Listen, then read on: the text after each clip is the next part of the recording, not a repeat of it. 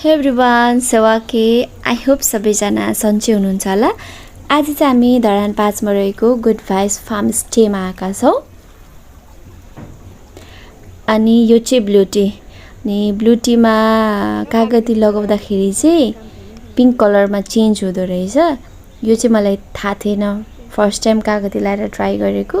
Blue T त खाएको थिएँ तर कागती चाहिँ लगाएको थिएन।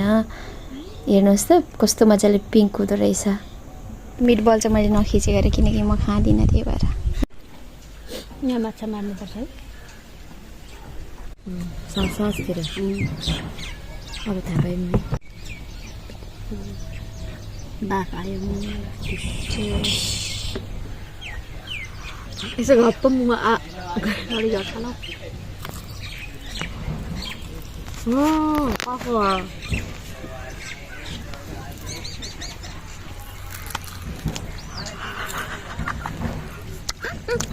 भिडियो बनाउनु चाहिँ सिङ्काले घोच्छ अनि पुष्पाले त लगेर हातमा त मुखमा त हातले आयो भने मुख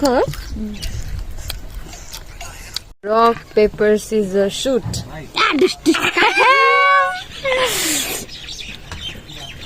तिन हुन्न अब ल rock paper scissor shoot. Hello rock paper scissor shoot.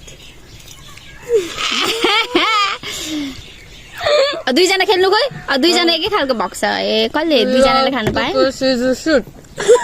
Rock paper scissor shoot. Rock paper scissor suit.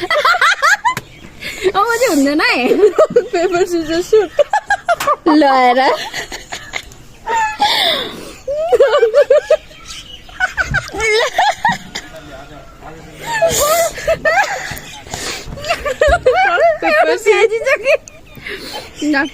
Paper scissor suit.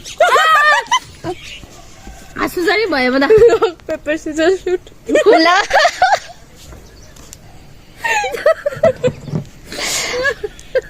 भयो खै त जित्नु पर्यो नि एकजनाले त। छिटो चेन्ज नगर्नु नि त, कसैले रिपिट गरिदिनु अनि पो हुन्छ है। पाण्डा ए पाड्ना होइजान्छ नि फेरि मस्काएर घस्रेर। ल rock paper scissor suit.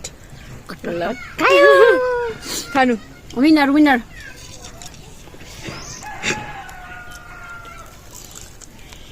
Yummy yummy.